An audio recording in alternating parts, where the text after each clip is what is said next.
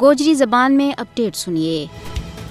RSS کی حمایت یافتہ BJP حکومت پورا ہندوستان میں ہندو بالادستی نہ فروغ دین کی کوششوں میں مصروف ہے۔ ہندو پادری نرسی مہانند کا حالیہ گستاخانہ تبصرہ بھارت میں بدتی ہوئی عدم برداشت کو منہ بول تو ثبوت ہے۔ کل جماعتی حریت کانفرنس نے اس ہندو پجاری کا توہین آمیز تبصرہ کے خلاف جمعہ کی نماز تو بعد احتجاج کی کال دیتی ہے۔ اس تو پہلے بھی کئی باری مسلمانوں کی مقدس ہستیاں اور مقدس مقامات کی پجاریاں لیڈراں ہندو انتہا پسندہ کی طرفوں توہین کی گئی ہے، جڑی مسلمانہ واسطے ناقابل برداشت ہے۔ مودی کی قیادت میں ہندوستان ایک فاشسٹ ملک بن چکے ہوا ہے۔ RSS کو ہندوتوا نظریہ نہ صرف کشمیر بلکہ پورا ہندوستان میں اقلیتوں واسطے مجھ پارو خطرہ ہے۔ مودی کا ہندوستان میں ہندوتوا کا کارکنوں کی طرفوں اقلیتوں نہ مسلسل نشانوں بنائے جا رہے ہیں۔ مودی کا دور میں ہندوستان میں اقلیت مخالف جذبات میں پارو باد ہوئے ہے۔ اس تو صاف ظاہر ہے کہ یہ ساروں کام حکومت کی چھاں چھتری تلے ہو رہی ہے۔ کسی ایک شعبہ میں نہیں بلکہ ہندوستان کے اندر زندگی کا تمام شعبہ میں اقلیتاں بالخصوص مسلمانہ کے نال امتیازی سلوک کی جا رہی ہے۔ مودی حکومت کو پلان ہے کہ کشمیر اور بھارت وچ مسلمانوں کو صفائی کی جائے، اس تک کہ کشمیر اور بھارت میں مسلمانوں کا مذہبی مقامات کی دین تیاڑے بے حرمتی اور مسماری کی جا رہی ہے۔